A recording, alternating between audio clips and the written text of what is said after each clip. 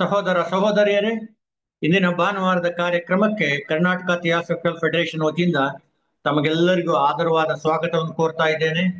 ಮೊದಲು 3 ಬಾರಿ ಓಂಕಾರ, ಅನಂತರ ಪ್ರಾರ್ಥನೆಯೊಂದಿಗೆ ಇಂದಿನ ಕಾರ್ಯಕ್ರಮವನ್ನು ಪ್ರಾರಂಭಿಸೋಣ. ಓ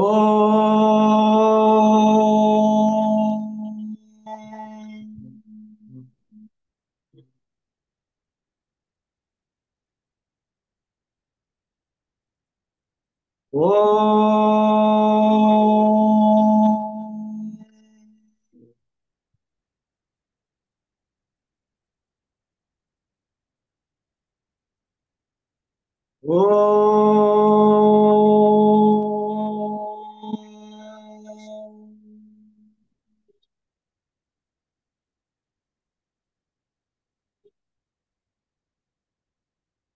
ಪ್ರತಿ ಅಣುವಿನಲ್ಲಿಯೂ ಚಲಿಸುತ್ತಿರುವ ಗುಪ್ತ ಚೇತನವೇ, ಪ್ರತಿ ಪ್ರಾಣಿಯಲ್ಲಿಯೂ ಬೆಳಗುತ್ತಿರುವ ಗುಪ್ತ ಜ್ಯೋತಿಯೇ, ಎಲ್ಲವನ್ನೂ ಒಂದನ್ನಾಗಿ ಸೇರಿಸಿರುವ ಗುಪ್ತ ಪ್ರೇಮವೇ, ನಿನ್ನೊಡನೆ ಒಂದಾಗಿಹನೆಂದು ತಿಳಿದಿರುವ ಪ್ರತಿಯೊಬ್ಬನೂ ಆ ಕಾರಣದಿಂದಲೇ ಇತರರೊಂದಿಗೂ ತನ್ನ ಐಕ್ಯತೆಯನ್ನರಿಯಲಿ. ಸಹೋದರ ಸಹೋದರಿಯರೇ, ಇಂದಿನ ಮತ್ತೊಮ್ಮೆ ತಮಗೆಲ್ಲರಿಗೂ ಆದರವಾದ ಸ್ವಾಗತವನ್ನು ಕೋರ್ತಾ ಇದ್ದೇನೆ. ಇಂದಿನ ಆನ್ಲೈನ್ ಕಾರ್ಯಕ್ರಮದ ಉಪನ್ಯಾಸ ಮಾಡಲು ನಮ್ಮ ರಾಷ್ಟ್ರೀಯ ಉಪನ್ಯಾಸಕರಾದ ಸೋದರ ಡಾಕ್ಟರ್ ಎಲ್ ನಾಗೇಶ್ ಅವರು ಉಪನ್ಯಾಸ ಮಾಡಲು ಒಪ್ಪಿಕೊಂಡಿರುವುದು ನಮಗೆಲ್ಲ ಸಂತೋಷದ ವಿಷಯ. ಇಂದು ಜೆ ಕೃಷ್ಣಮೂರ್ತಿಯವರ ಜನ್ಮದಿನ ಅಲ್ಲದೆ ನಾವು ಅವರು ಈಗ ಮಾಡ್ತಾ ಇರೋದು ಕೊನೆಯ ಕೆಲವು ಉಪನ್ಯಾಸಗಳ ಸಾರಾಂಶಗಳನ್ನು ಕುರಿತು ಉಪನ್ಯಾಸ ಮಾಡಲಿದ್ದಾರೆ. ಅವರು ನಿಮಗೆಲ್ಲ ತುಂಬಾ ಪರಿಚಯ, ಆದ್ರೂ ಕೂಡ ಯಾರಾದ್ರೂ ಹೊಸಬರಿದ್ರೆ ಸ್ವಲ್ಪ ಅವರ ಪರಿಚಯ ಮಾಡಿಕೊಡೋದು ನಮ್ಮ ಕರ್ತವ್ಯ ಅಂತ ತಿಳ್ಕೊಂಡಿದ್ದೀನಿ. ಅವರು ವೃತ್ತಿಯಲ್ಲಿ ದಂತ ವೈದ್ಯರಾಗಿ ಹಲವಾರು ಕಾಲೇಜುಗಳಲ್ಲಿ ಪ್ರೊಫೆಸರ್ ಆಗಿ ಸೇವೆ ಸಲ್ಲಿಸಿ ನಂತರ ಕೆಲವು ಸಂಶೋಧನೆಗಳಲ್ಲೂ ತೊಡಗಿಕೊಂಡಿದ್ದಾರೆ. ಅವರು ವಿಜ್ಞಾನದೊಂದಿಗೆ ಥಿಯಾಸಫಿಯನ್ನು ಸಮನ್ವಯ ಮಾಡಿ ಉಪನ್ಯಾಸ ಮಾಡ್ತಿದ್ದಾಗ ನಮಗೆ ಕೆಲವೊಂದು ಸಾರಿ ಹೀಗೂ ಉಂಟೆ ಎನಿಸುವುದು. ಅವರ ಉಪನ್ಯಾಸದಲ್ಲಿ ಅವರ ವಿಷಯ ಪ್ರಜ್ಞೆ ಜೊತೆಗೆ ವಿಷಯ ಪ್ರತಿಪಾದನೆಯ ಸಾಮರ್ಥ್ಯ, ಅಖಂಡತ್ವದ ಪರಿಚಯ, ವಿಶ್ಲೇಷಣೆಯ ಸಾಮರ್ಥ್ಯ, ಸಂದರ್ಭಕ್ಕೆ ಅನುಸಾರವಾಗಿ ಹೋಲಿಸಬಹುದಾದ ಸಿದ್ಧಾಂತಗಳನ್ನು ಮತ್ತು ವ್ಯಕ್ತಿತ್ವಗಳನ್ನು ಅವರ ಉಪನ್ಯಾಸಗಳಲ್ಲಿ ನಾವು ನೋಡಬಹುದು. ಅವರ ಉಪನ್ಯಾಸದ ಶೈಲಿ, ಬಳಸುವ ಭಾಷೆ ಅವೆಲ್ಲವನ್ನು ನಮ್ಮ ಮುಂದೆ ತೆರೆದಿಡುವ ಪರಿ ಎಂತಹ ಕಠಿಣ ವಿಷಯಗಳನ್ನಾದರೂ ನಮಗೆಲ್ಲ ನಾಟುವಂತೆ ಹೇಳುವ ಕಲೆ ಅವರ್ಣನೀಯ. ಇದೆಲ್ಲಕ್ಕಿಂತ ಹೆಚ್ಚಾಗಿ ಕಳೆದ ಸುಮಾರು 25 ವರ್ಷಗಳಿಂದ ತಮ್ಮ ಮನೆಯಲ್ಲಿ ವಿಜಯನಗರ ಲಾಡ್ಜ್ ಅನ್ನು ನಡೆಸಲು ಅನುವು ಮಾಡಿಕೊಟ್ಟು ಅಲ್ಲಿನ ಸದಸ್ಯರನ್ನು ಹುರಿದುಂಬಿಸಿ ಅದನ್ನು ಮುನ್ನಡೆಸಿಕೊಂಡು ಬರುತ್ತಿದ್ದಾರೆ. ತಮ್ಮ ತನು ಮನ ಧನಗಳನ್ನು ಥಿಯಾಸಫಿ ಸೇವೆಯಲ್ಲಿ ತೊಡಗಿಕೊಂಡು ನಮಗೆಲ್ಲ ಮಾದರಿಯಾಗಿದ್ದಾರೆ ಎಂದು ಹೇಳಿದರೆ ತಪ್ಪಾಗಲಾರದು. ಈ ಡಾಕ್ಟರ್ ನಾಗೇಶ್ ಅವರನ್ನು ನಿಮ್ಮೆಲ್ಲರ ಪರವಾಗಿ ಹೃತ್ಪೂರ್ವಕವಾಗಿ ಸ್ವಾಗತವನ್ನು ಕೋರ್ತಾ ಇದ್ದೇನೆ. ಮೊದಲು ಉಪನ್ಯಾಸ ನೀಡಲು ಕೇಳ್ಕೊಳ್ತಾ ಇದ್ದೇನೆ.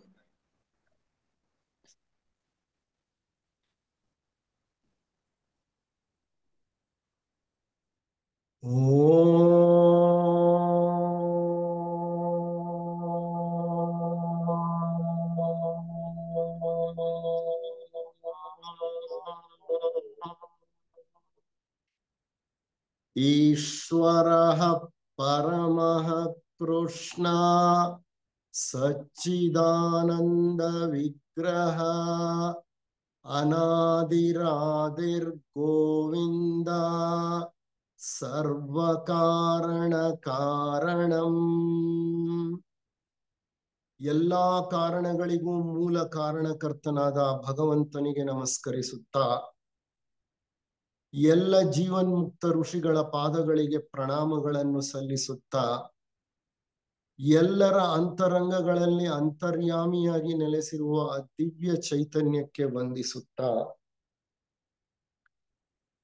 ಸೋದರ ಸೋದರಿಯರೇ, ಆತ್ಮೀಯರೇ, ಇಂದಿನ ಒಂದು ಆನ್ಲೈನ್ ಉಪನ್ಯಾಸ ಕಾರ್ಯಕ್ರಮಕ್ಕೆ ನನಗೆ ಆಹ್ವಾನವನ್ನ ನೀಡಿ ಕಾರ್ಯಕ್ರಮವನ್ನ ಆಯೋಜಿಸಿ ಈ ಒಂದು ಅವಕಾಶವನ್ನು ಒದಗಿಸಿಕೊಟ್ಟಂತಹ ಥಿಯೋಸಾಫಿಕಲ್ ಸೊಸೈಟಿಯ ಫೆಡರೇಷನ್ನಿನ ಎಲ್ಲ ಪದಾಧಿಕಾರಿಗಳಿಗೆ ನನ್ನ ಕೃತಜ್ಞತೆಗಳನ್ನ ನಮನಗಳನ್ನ ತಿಳಿಸುತ್ತಾ ಈ ಒಂದು ಉಪನ್ಯಾಸವನ್ನ ಪ್ರಾರಂಭ ಮಾಡಲಿಕ್ಕೆ ಇಚ್ಛಿಸುತ್ತೇನೆ.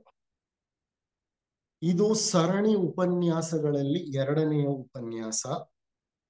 ಈ ಉಪನ್ಯಾಸದ ಶೀರ್ಷಿಕೆ ಜಿಡ್ಡು ಕೃಷ್ಣಮೂರ್ತಿಯವರ ಕೊನೆಯ ಉಪನ್ಯಾಸಗಳ ಸಾರಾಂಶ ಅಂತ.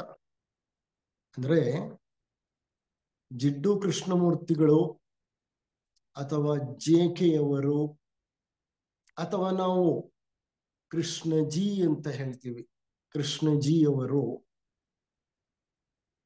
91 ವರ್ಷಗಳ ಕಾಲ ಜೀವನವನ್ನ ನಡೆಸಿದಂತಹ ಒಬ್ಬ ಅತ್ಯಂತ ಉತ್ತಮ ಮಾನವ.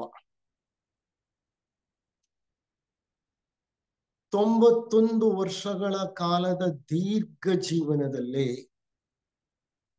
ಅವರು ಸಾವಿರಾರು ಉಪನ್ಯಾಸಗಳನ್ನ ನೀಡಿದ್ದಾರೆ, ಚರ್ಚೆಗಳನ್ನ ನಡೆಸಿಕೊಟ್ಟಿದ್ದಾರೆ, ಹಲವಾರು ಮಹಾನ್ ವ್ಯಕ್ತಿಗಳ ಜೊತೆ ಸಂಭಾಷಣೆ ಸಂವಾದಗಳನ್ನ ನಡೆಸಿದ್ದಾರೆ. ಅವರು ನಮ್ಮ ಥಿಯೋಸಾಫಿಕಲ್ ಸೊಸೈಟಿಯ ಸಾಂಗತ್ಯದಲ್ಲೇ ಬೆಳೆದವರು. ಬಾಲ್ಯವನ್ನು, ಯೌವನದ ಪ್ರಾರಂಭಿಕ ಭಾಗವನ್ನು ಥಿಯೋಸಾಫಿಕಲ್ ಸೊಸೈಟಿಯ ಸಂಪರ್ಕದಲ್ಲೇ ಇದ್ದು, ಆಶ್ರಯದಲ್ಲೇ ಇದ್ದು ಕಳೆದವರು. ಆನಿ ಬೆಸೆಂಟರಿಗೆ ಪುತ್ರರಾಗಿದ್ದರು. ಅಂದ್ರೆ ಆನಿ ಬೆಸೆಂಟರ್ ಅನ್ನ ತಮ್ಮ ತಾಯಿ ಎಂದು ಸ್ವೀಕರಿಸಿದ್ರು. ಅವರನ್ನ ಸೊಸೈಟಿಗೆ ಕರೆದುಕೊಂಡು ಬಂದು ಅವರಿಗೆ ಬೇಕಾದಂತ ಎಲ್ಲ ಸೌಲಭ್ಯಗಳನ್ನು, ಸವಲತ್ತುಗಳನ್ನು, ವಿದ್ಯಾಭ್ಯಾಸವನ್ನು ನೀಡಿ ಪೋಷಿಸಿದವರು ಆನಿ ಬೆಸೆಂಟರು. ಹಾಗಾಗಿ ಆನಿ ಬೆಸೆಂಟರು ನನ್ನ ತಾಯಿ ಅಂತ ಅವ್ರು ಹೇಳ್ತಾ ಇದ್ರು. ಅಂತಹ ಮಾತೃ ವಾತ್ಸಲ್ಯದಲ್ಲಿ ಬೆಳೆದಂತಹ ಜಿಡ್ಡು ಕೃಷ್ಣಮೂರ್ತಿಯವರು ಜಗತ್ತು ಕಂಡ ಮಹಾನ್ ಚಿಂತಕರಾದರು, ದಾರ್ಶನಿಕರಾದರು, ತತ್ವಶಾಸ್ತ್ರಜ್ಞರಾದರು. ಅವರದು ಒಂದು ವಿಶಿಷ್ಟವಾದ ಬೋಧನಾ ಶೈಲಿಯಾಗಿತ್ತು. ಅವರ ಜೀವನ ಚರಿತ್ರೆಯನ್ನ ಸಂಕ್ಷಿಪ್ತವಾಗಿ ನಾನು ಮೊದಲನೆಯ ಒಂದು ಉಪನ್ಯಾಸದಲ್ಲಿ ನಿಮಗೆ ನೀಡಿದ್ದೆ. ಇದು 2ನೆಯ ಉಪನ್ಯಾಸ. ಈಗ ನಾನು ವಿಷಯಕ್ಕೆ ಪ್ರವೇಶ ಮಾಡ್ತಾ ಇದ್ದೀನಿ. ಮೊದಲನೆಯ ಉಪನ್ಯಾಸ ಪೀಠಿಕೆಯಾದರೆ, ಅವರ ಜೀವನ ಚರಿತ್ರೆಯ ಒಂದು ಸಂಕ್ಷಿಪ್ತ ವಿವರಣೆಯಾದರೆ, ಈ 2ನೆಯ ಉಪನ್ಯಾಸ ಅವರು ಭಾರತಕ್ಕೆ ಕೊನೆಯ ಬಾರಿ ಭೇಟಿ ನೀಡಿದ್ದು, ಆಗ ನಡೆದ ಸಂಗತಿಗಳು, ಪ್ರಸಂಗಗಳು, ಅವರು ನೀಡಿದಂತಹ ಪ್ರವಚನಗಳು, ಪ್ರಶ್ನೋತ್ತರಗಳು, ಅವುಗಳನ್ನ ಕುರಿತು ಇಂದು ವಿವರಣೆಯನ್ನ ಪ್ರಾರಂಭ ಮಾಡ್ತಾ ಇದ್ದೇನೆ.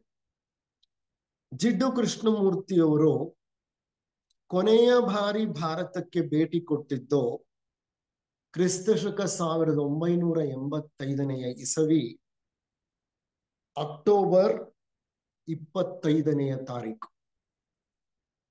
ಬಂದಿಳಿದರು ದೆಹಲಿಗೆ. 1985 ಅಕ್ಟೋಬರ್ 25ನೇ ತಾರೀಕು ಅವ್ರು ಬಂದರು. ಇದು ಕೊನೆ ಭೇಟಿಯಾಗಿತ್ತು. ತಮ್ಮ ಮಾತೃಭೂಮಿಗೆ ಭೇಟಿ ಕೊಟ್ಟದ್ದು ಕೊನೆಯ ಬಾರಿ. ಅವ್ರ ಮರಣ ಹೊಂದಿದ್ದು 17 ಫೆಬ್ರವರಿ 1986. ಅಕ್ಟೋಬರ್ 25ರಂದು 85ರಲ್ಲಿ ಭಾರತಕ್ಕೆ ಬಂದಿದ್ರು. ಅಂದ್ರೆ ಭಾರತಕ್ಕೆ ಭೇಟಿ ನೀಡಿದ ನಂತರ ಅವರು ಕೆಲವೇ ತಿಂಗಳುಗಳಲ್ಲಿ ಮರಣವನ್ನ ಹೊಂದಿದ್ರು.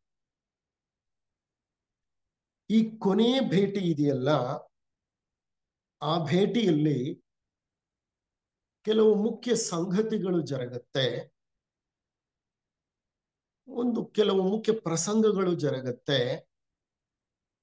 ಆ ವೃದ್ಧಾಪ್ಯದಲ್ಲಿ, ಇಳಿ ವಯಸ್ಸಿನಲ್ಲಿ ಅವರ ಒಂದು ಮನೋಸ್ಥೈರ್ಯ ಹೇಗಿತ್ತು,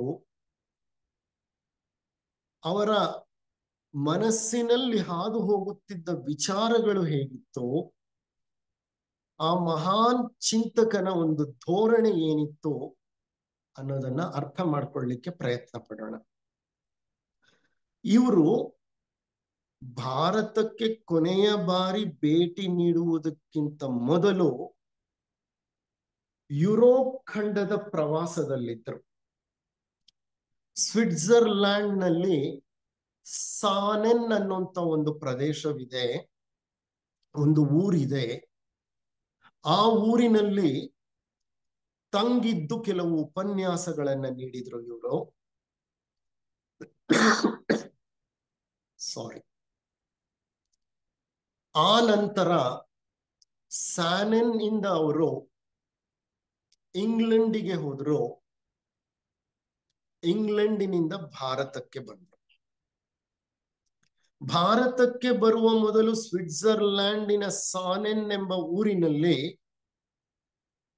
ಅವರು ತಂಗಿದ್ದರು, ಉಪನ್ಯಾಸಗಳನ್ನ ನೀಡ್ತಾ ಇದ್ರು. ಸ್ವಿಟ್ಜರ್ಲ್ಯಾಂಡ್ ಅನ್ನೋದು ಪ್ರಕೃತಿ ರಮಣೀಯ ಪ್ರದೇಶಗಳಿಂದ ಕೂಡಿದ ದೇಶ. ಅಲ್ಲಿ ಅವರು ಬರೀತಾರೆ, ತಮ್ಮ ಮಿತ್ರರೊಬ್ಬರಿಗೆ ಒಂದು ಪತ್ರವನ್ನ ಬರೀತಾರೆ. ಏನಂತ ಬರೀತಾರೆ ಅದರಲ್ಲಿ ಅಂದ್ರೆ, 4 ದಿನಗಳಿಂದ ಈ ಕಣಿವೆಯಲ್ಲಿ ಒಳ್ಳೆಯ ಹವಾಮಾನವಿದೆ, ಸೂರ್ಯನ ದರ್ಶನ 4 ದಿನಗಳಿಂದ ಆಗುತ್ತಿದೆ. ಇನ್ನು ಈ ಕಣಿವೆ ನಮಗೆ ಗುಡ್ ಬೈ ಹೇಳುತ್ತಿದೆ. ಇನ್ನು ನಾನು ಇಲ್ಲಿ ಯಾವುದೇ ಉಪನ್ಯಾಸಗಳನ್ನ ನೀಡುವುದಿಲ್ಲ. ಹಲವಾರು ದಿನಗಳ ಕಾಲ ಅಲ್ಲಿದ್ದು ಉಪನ್ಯಾಸಗಳನ್ನ ನೀಡಿ ಕೊನೆಯಲ್ಲಿ ಹೇಳಿದ ಮಾತುಗಳು ಇವು. ಏನಂತ ಹೇಳ್ತಾರೆ, ಈ ಸ್ವಿಟ್ಜರ್ಲ್ಯಾಂಡಿನ ಸುಂದರ ಕಣಿವೆಯಲ್ಲಿ ಬಹಳ ಒಳ್ಳೆ ಹವಾಮಾನ ಇದೆ. 4 ದಿವಸದಿಂದ ಸೂರ್ಯ ಪ್ರತ್ಯಕ್ಷವಾಗ್ತಾ ಇದ್ದಾನೆ ಈ ಕಣಿವೆಯಲ್ಲಿ. ಅಂದ್ರೆ ಸ್ವಿಟ್ಜರ್ಲ್ಯಾಂಡ್ ನಲ್ಲಿ ಎಷ್ಟೋ ದಿನಗಳ ಕಾಲ ಸೂರ್ಯನ ಒಂದು ಬೆಳಕೆ ಕಾಣೋದಿಲ್ಲ. ಅಲ್ಲಿ ವಿಪರೀತ ಚಳಿ ಇರುತ್ತೆ, ಹಿಮ ಬೀಳ್ತಾ ಇರುತ್ತೆ. ಅಲ್ಲಿ ಸೂರ್ಯ ಕಂಡ ಅಂದ್ರೆ ಆ ಜನರಿಗೆ ಬಹಳ ಸಂತೋಷ. ಹಾಗಾಗಿ 4 ದಿನಗಳಿಂದ ಸೂರ್ಯ ದರ್ಶನವಾಗ್ತಾ ಇದೆ. ಆಯ್ತು, ಇನ್ನ ಈ ಕಣಿವೆ ನಮಗೆ ಬಾಯ್ ಬಾಯ್ ಅಂತ ಹೇಳ್ತಾ ಇದೆ. ಇನ್ನ ನಾನು ಇಲ್ಲಿ ಯಾವುದೇ ಉಪನ್ಯಾಸಗಳನ್ನ ನೀಡುವುದಿಲ್ಲ. ಅದು ಹೇಗೆ ಹೇಳಿದ್ರೋ ಗೊತ್ತಿಲ್ಲ ಈ ಮಾತುಗಳನ್ನ. ಖಂಡಿತವಾಗಿಯೂ ಅವರು ಮತ್ತೆ ಸಾನೆನ್ಗೆ ಹೋಗ್ಲೇ ಇಲ್ಲ, ಅವ್ರ ಉಪನ್ಯಾಸಗಳನ್ನ ನೀಡ್ಲೂ ಇಲ್ಲ ಅಲ್ಲಿ. ಅಂದ್ರೆ ಅವರಿಗೆ ಅರ್ಥ ಆಗಿತ್ತೇನೋ, ಇನ್ನ ನಾನು ಹೆಚ್ಚು ಕಾಲ ಬದುಕಿರಲಾರೆ ಅಂತ ಅನ್ಸುತ್ತೇನೋ ಅವರಿಗೆ. ಇರ್ಲಿ, ಸಾನೆನ್ನಲ್ಲಿ ನೀಡಿದ ಕೊನೆಯ ಉಪನ್ಯಾಸದಲ್ಲಿ ಅವರು ನಮ್ಮ ಕಥೋಪನಿಷತ್ತಿನಲ್ಲಿ ಇರುವ ನಚಿಕೇತ ಮತ್ತು ಯಮನ ನಡುವೆ ನಡೆಯುವ ಸಂವಾದವನ್ನ ಪುನಃ ಹೇಳ್ತಾರೆ. ಅವ್ರ ಉಪನ್ಯಾಸದಲ್ಲಿ ಒಂದು ಕಡೆ ಪ್ರಸ್ತಾಪ ಮಾಡುತ್ತಾರೆ. ಯಾವ ವಿಷಯ? ಕಥೋಪನಿಷತ್ತಿನಲ್ಲಿ ಅಥವಾ ಕಠೋಪನಿಷತ್ತಿನಲ್ಲಿ, ಎರಡೂ ಒಂದೇ, ನಮ್ಮ ಯಮಧರ್ಮರಾಜನಿಗೂ ನಚಿಕೇತನೆಂಬ ಬಾಲಕನಿಗೂ ನಡೆಯುವಂತಹ ಒಂದು ಸಂಭಾಷಣೆ. ನಚಿಕೇತ ಯಮಲೋಕಕ್ಕೆ ಹೋಗಿ ಯಮನಿಗಾಗಿ ಕಾದು ಯಮನ ಮುಂದೆ ಕೆಲವು ಅತಿ ಮುಖ್ಯವಾದ ಪ್ರಶ್ನೆಗಳನ್ನ ಕೇಳ್ತಾನೆ. ಆ ಪ್ರಶ್ನೆಗಳನ್ನ ಅಸ್ತಿತ್ವಕ್ಕೆ ಸಂಬಂಧಪಟ್ಟ ಪ್ರಶ್ನೆಗಳು ಅಂತ ಹೇಳಬಹುದು. ಮರಣ ಅಂದ್ರೆ ಏನು, ಮರಣದ ಅವಶ್ಯಕತೆ ಏನು, ಮರಣದ ನಂತರ ಅಸ್ತಿತ್ವವೇನು, ಇಂಥ ಅತ್ಯಂತ ಸೂಕ್ಷ್ಮವಾದ, ಅಸ್ತಿತ್ವಕ್ಕೆ ಅತ್ಯಂತ ನಿಕಟವಾದ ಕೆಲವು ಪ್ರಶ್ನೆಗಳನ್ನ ಕೇಳ್ತಾನೆ. ಆ ಪ್ರಶ್ನೆಗಳಿಗೆ ಉತ್ತರವನ್ನ ಹೇಳುವ ಸಂದರ್ಭದಲ್ಲಿ ಯಮರಾಜನಿಗೆ ಸಹ ಸ್ವಲ್ಪ ಗೊಂದಲ ಉಂಟಾಗತ್ತೆ. ಇಂಥ ಸೂಕ್ಷ್ಮ ವಿಚಾರಗಳನ್ನ ನಾನು ಈ ಬಾಲಕನೊಡನೆ ಹಂಚಿಕೊಳ್ಳಬಹುದಾ? ಇಷ್ಟು ಎತ್ತರವಾದ ಪ್ರಶ್ನೆಗಳನ್ನ, ಗಹನ ಗಂಭೀರವಾದ ವಿಷಯಗಳನ್ನ ಈ ಬಾಲಕ ನನ್ನನ್ನ ಕೇಳ್ತಾ ಇದ್ದಾನಲ್ಲ ಅನ್ನೋಂತಹ ಒಂದು ದಿಗ್ಭ್ರಮೆ ಸಹ ಉಂಟಾಗತ್ತೆ. ನಂತರ ಯಮಧರ್ಮರಾಜ ಆತನ ಪ್ರಶ್ನೆಗಳಿಗೆ ಸೂಕ್ತ ಉತ್ತರಗಳನ್ನ ನೀಡಿ ನಚಿಕೇತನ ಅನುಮಾನಗಳನ್ನ ಪರಿಹರಿಸ್ತಾನೆ. ಆ ಪ್ರಸಂಗವನ್ನ ಅವರು ಸಾನೆನ್ನ ಒಂದು ಉಪನ್ಯಾಸದಲ್ಲಿ ವಿವರಿಸಿ ಬಿಡಿಸಿ ಇಡ್ತಾರೆ ಸಭಿಕರ ಮುಂದೆ. ಆದ್ರೆ ಜೆ ಕೃಷ್ಣಮೂರ್ತಿಯವರ ವಿವರಣೆ ಭಿನ್ನವಾಗಿತ್ತು. ಪ್ರಸಂಗ ಅದೇ. ಯಾವುದು ಪ್ರಸಂಗ? ನಚಿಕೇತನಿಗೂ ಯಮಧರ್ಮರಾಜನಿಗೂ ನಡೆದಂತಹ ಒಂದು ಸಂವಾದ. ಆ ಪ್ರಸಂಗದಲ್ಲಿ ಯಾವುದೇ ವ್ಯತ್ಯಾಸವಿಲ್ಲ. ಆದರೆ ಇವರ ವಿವರಣೆ ಸ್ವಲ್ಪ ವಿಭಿನ್ನವಾಗಿತ್ತು. ಕೃಷ್ಣಮೂರ್ತಿಯವರ ವಿವರಣೆ ಗಂಭೀರವಾದ ವಿವರಣೆಯಾಗಿರಲಿಲ್ಲ. It was not a serious conversation which happened between the Lord of Death and the young boy Nachiketa. Rather, ಆ ಗಂಭೀರ ಸಂವಾದವಲ್ಲ ಅದು. ಇವ್ರೇನ್ ಮಾಡ್ತಾರ ಅದನ್ನ, ಗಂಭೀರ ಸಂವಾದ ಆಗಿತ್ತು, ಉಪನಿಷತ್ ಪ್ರಕಾರ ಗಂಭೀರ ಸಂವಾದವೇ. ಆದರೆ ಜೆ ಕೃಷ್ಣಮೂರ್ತಿಯವರು ಅದನ್ನ ಸ್ವಲ್ಪ ಒಲವಿನಿಂದ ಕೂಡಿದಂತಹ ಒಂದು ಸಂವಾದದ ಪ್ರಸಂಗವಾಗಿ ಮಾರ್ಪಾಟು ಮಾಡಿದರು.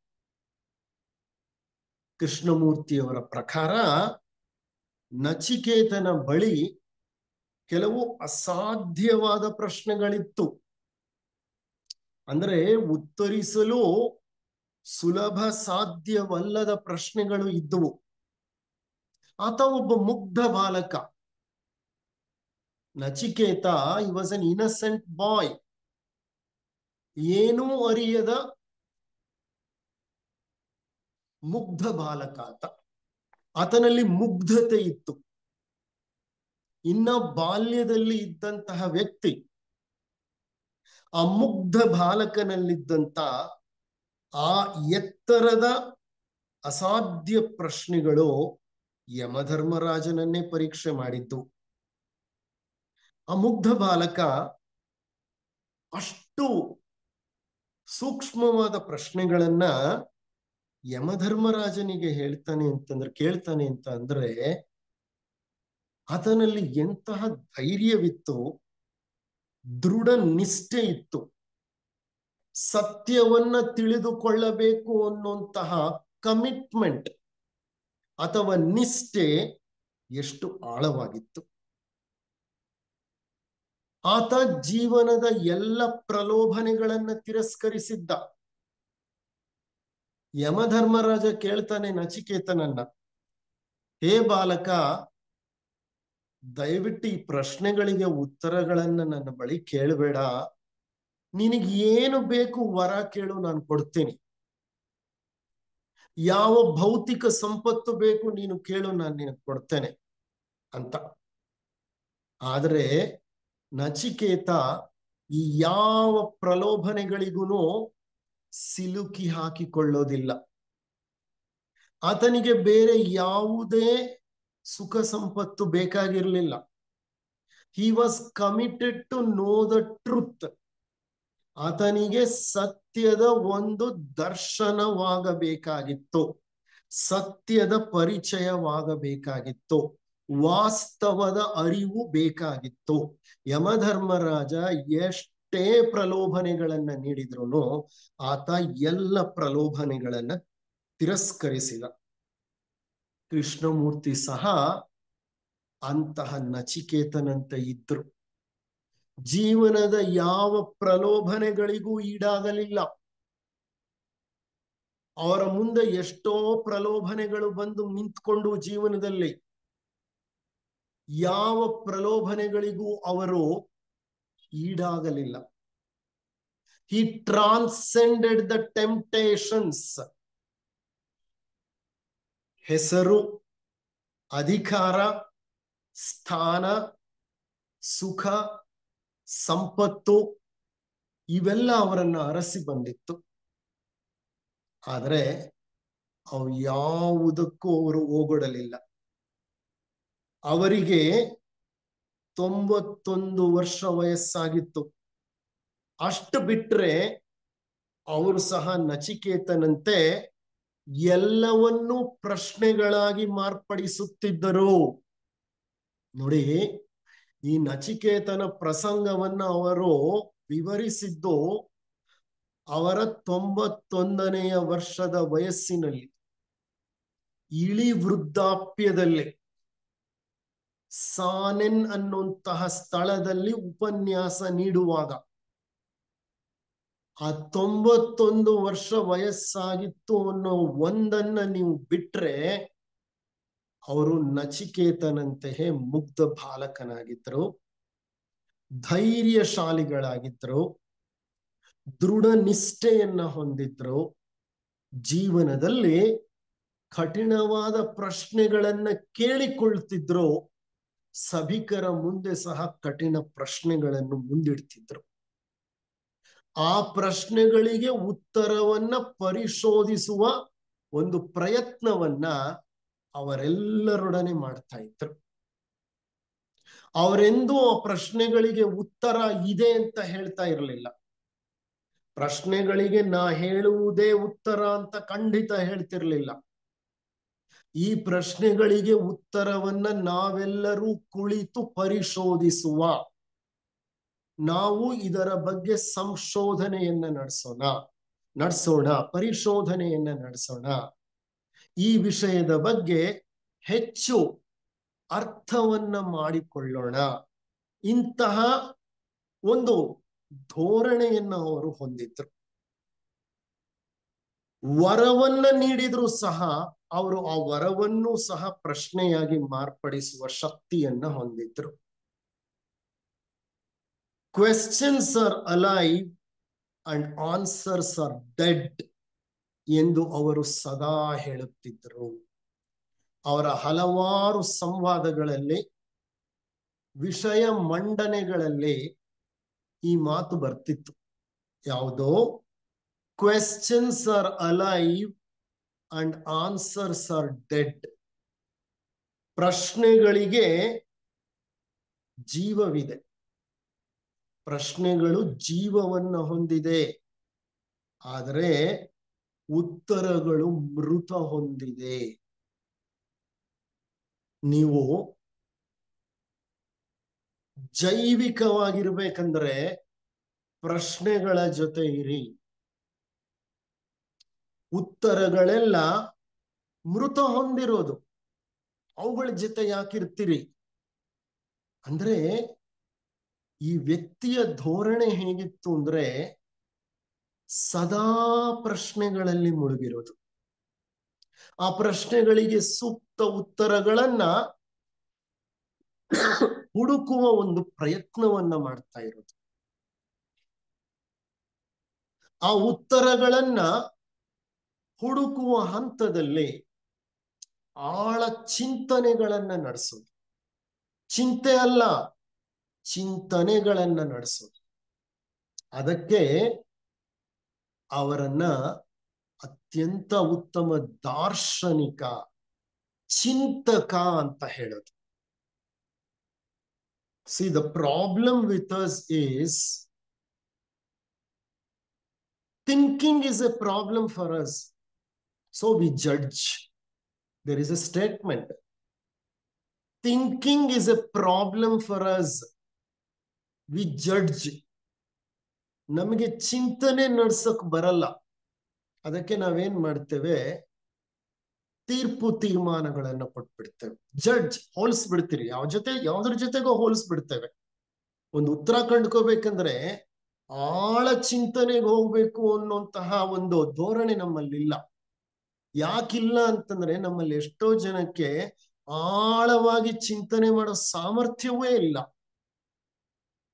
ಆ ಆಳವಾಗಿ ಚಿಂತನೆ ಮಾಡೋದು ಸಮಸ್ಯೆ ನಮಗೆ. ಅದಕ್ಕೆ ನಾವೇನ್ ಮಾಡ್ತೇವೆ, ಬೇಗ ಹೋಲಿಕೆಗಳನ್ನ ಸೃಷ್ಟಿಸಿ ಬಿಡ್ತೇವೆ. ಇದು ಸರಿ, ಅದು ತಪ್ಪು ಅಂತ ಒಂದು ತೀರ್ಮಾನಕ್ಕೆ ಬಿಡ್ತೇವೆ. Thinking is a problem for us. So what we do, we judge. We convert the process of thinking into judgment. And when we do judgment, we are comparing with something. And when we compare, we contrast.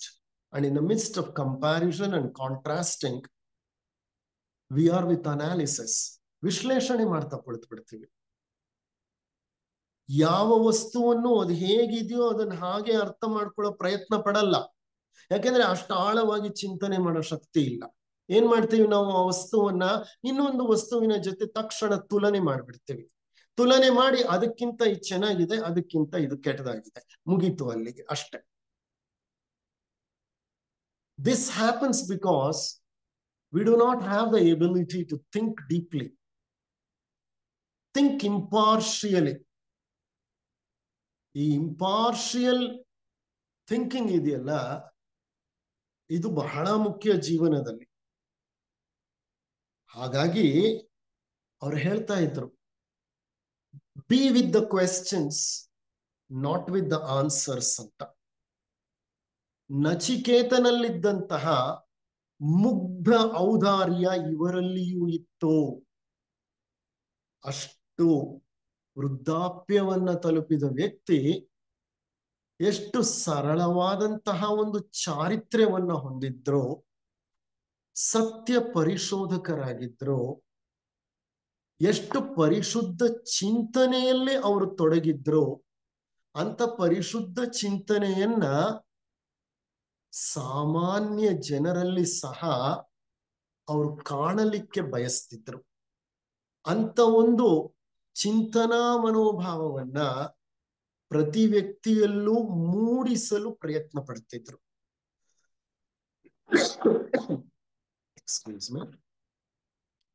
ಸ್ವಿಟ್ಜರ್ಲೆಂಡಿನ ಸಾನೆನ್ ಮತ್ತು ಇಂಗ್ಲೆಂಡಿನ ಬ್ರಾಕ್ವುಡ್ ಪಾರ್ಕಿನಲ್ಲಿ ಹಲವು ಉಪನ್ಯಾಸಗಳನ್ನ ನೀಡಿದ ನಂತರ ಜೆಕೆಯವರು ಭಾರತಕ್ಕೆ 25 October 1975 ಬಂದರು. ಆನಿ ಬೆಸೆಂಟರು ಜೆಕೆಯವರಿಗಾಗಿ ಮದನಪಲ್ಲಿಯ ಬಳಿ ಇರುವ ರಿಷಿ ವ್ಯಾಲಿಯಲ್ಲಿ ಮತ್ತು ವಾರಣಾಸಿಯ ರಾಜಘಾಟ್ನಲ್ಲಿ ಸಾಕಷ್ಟು ಜಮೀನನ್ನು ಕೊಂಡುಕೊಂಡಿದ್ದರು. ಜಿಡು ಕೃಷ್ಣಮೂರ್ತಿಯವರು ಬೋಧಿಸತ್ವ ಮೈತ್ರೇಯರ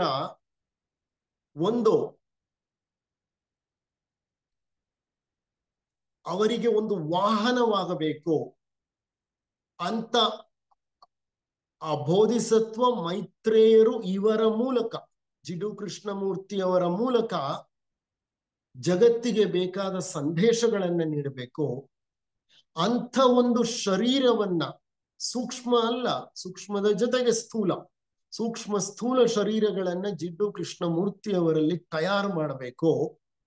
ಸೂಕ್ತ ಸಮಯಕ್ಕೆ ಬೋಧಿಸತ್ವ ಮೈತ್ರೇಯರು ಅವರ ಶರೀರದಲ್ಲಿ ಆವಾಹನೆಯಾಗ್ತಾರೆ, ಜಗತ್ತಿಗೆ ನೀಡಬೇಕಾದ ಸಂದೇಶಗಳನ್ನ ನೀಡ್ತಾರೆ ಅನ್ನೋದು ಆನಿ ಬೆಸೆಂಟರ ಆಶಯವಾಗಿತ್ತು.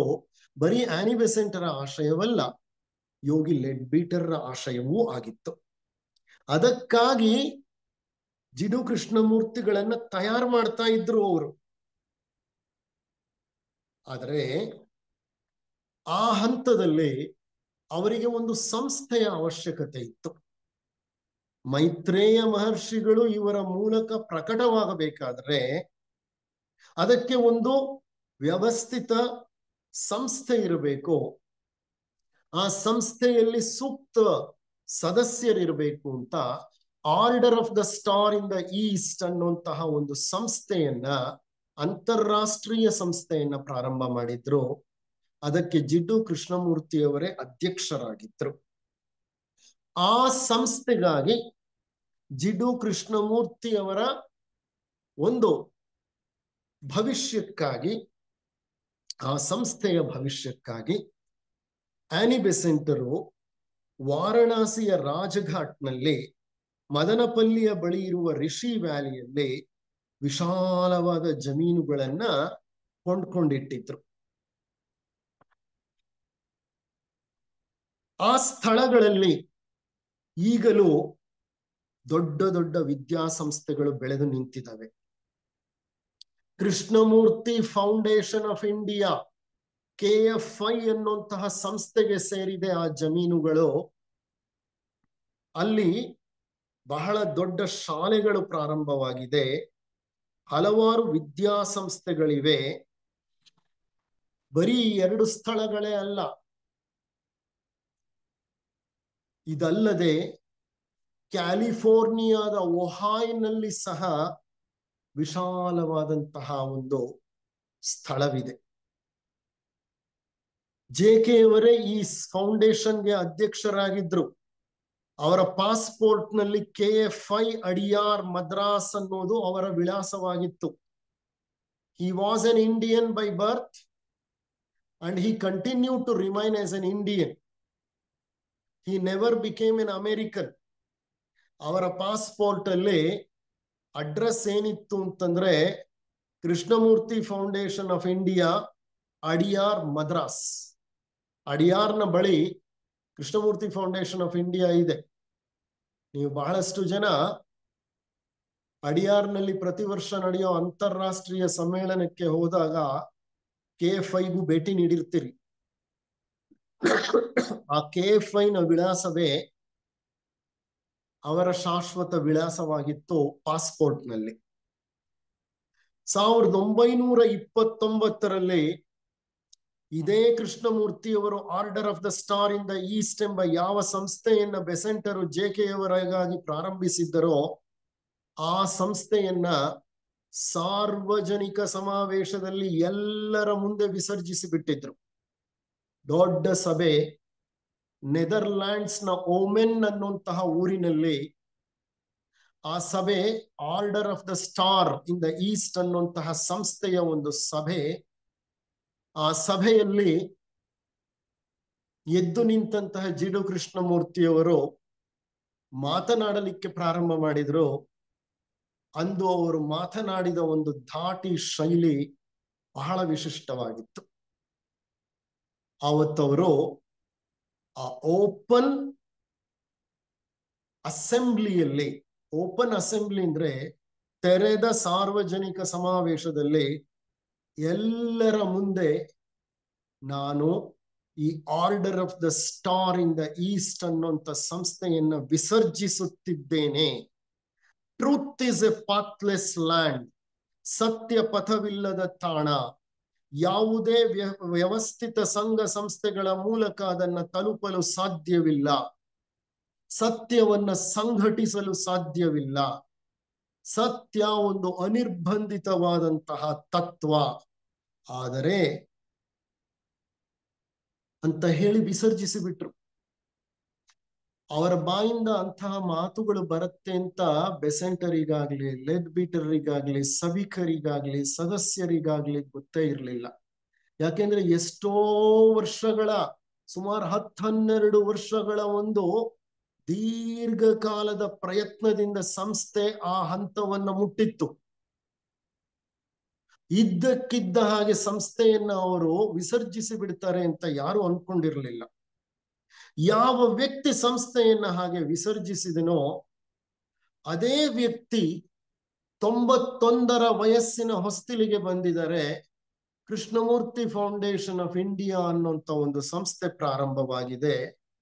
ಆ ಸಂಸ್ಥೆಯ ಅಡಿಯಲ್ಲಿ ಹಲವಾರು ವಿದ್ಯಾಸಂಸ್ಥೆಗಳು, ಶಾಲೆಗಳು ಇದೆ. ವೃದ್ಧಾಪ್ಯದ ಹೊತ್ತಿಗೆ KFI ಸಂಸ್ಥೆ ಪ್ರಾರಂಭವಾಗಿತ್ತು. ಅವರದರ ಅಧ್ಯಕ್ಷರೂ ಆಗಿದ್ರು. ಇದೊಂದು ಮಟ್ಟದಲ್ಲಿ ವಿರೋಧಾಭಾಸದಂತೆ ಕಾಣುತ್ತೆ, ಹೌದಾ ಅಲ್ವಾ? ಯಾವ ಸಂಘ ಸಂಸ್ಥೆಗಳಿಂದಲೂ ಸತ್ಯವನ್ನ ಪರಿಶೋಧಿಸಲು ಸಾಧ್ಯವಿಲ್ಲ.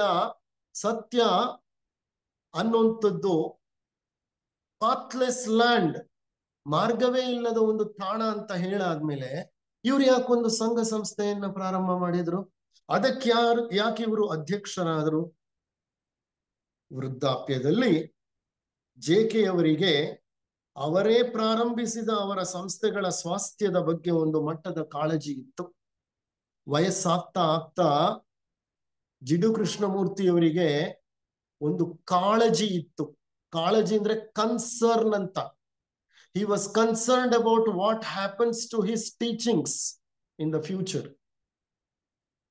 ಅವರಿಗೆ ತಮ್ಮ ಸಂಸ್ಥೆಗಳು ಏನಾಗುತ್ತವೋ, ಬೋಧನೆಗಳು ಏನಾಗುತ್ತವೋ ಅನ್ನುವಂತಹ ಚಿಂತೆ ಇತ್ತು. ಆ ಸಂಸ್ಥೆಗಳನ್ನ ಸರಿಯಾಗಿ ನಿರ್ವಹಿಸಲು, ತಮ್ಮ ಬೋಧೆಗಳನ್ನ ಪ್ರಚಾರ ಮಾಡಲು ಉತ್ತಮ ಮಿತ್ರರ ಅವಶ್ಯಕತೆ ಇದೆ ಎಂದು ಅವರಿಗೆ ಅನಿಸಿತ್ತು. ಆ ಸಂಸ್ಥೆಗಳನ್ನ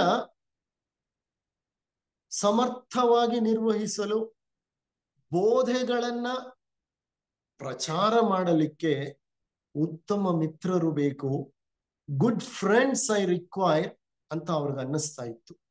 ಅವ್ರು ಎಂದು ತಮ್ಮ ಬೋಧನೆಗಳು ಅಂತ ಹೇಳ್ತಾ ಇರ್ಲಿಲ್ಲ, ಮೈ ಟೀಚಿಂಗ್ಸ್ ಅಂತ ಬರ್ತಿರ್ಲಿಲ್ಲ. ಮೈ ಅನ್ನೋದು ಇರ್ತಿರ್ಲಿಲ್ಲ ಅಲ್ಲಿ, ಬರೀ ಟೀಚಿಂಗ್ಸ್ ಅಂತ ಇರ್ತಿತ್ತಷ್ಟೆ. ಬೋಧೆಗಳನ್ನ ಮುಂದಿನ ಜನಾಂಗಗಳಿಗೆ ಸಮರ್ಥವಾಗಿ ತಲುಪಿಸುವಂತಹ ಸಂಸ್ಥೆಯಾಗಿ ಇದು ಉಳಿಯುತ್ತದೆಯಾ?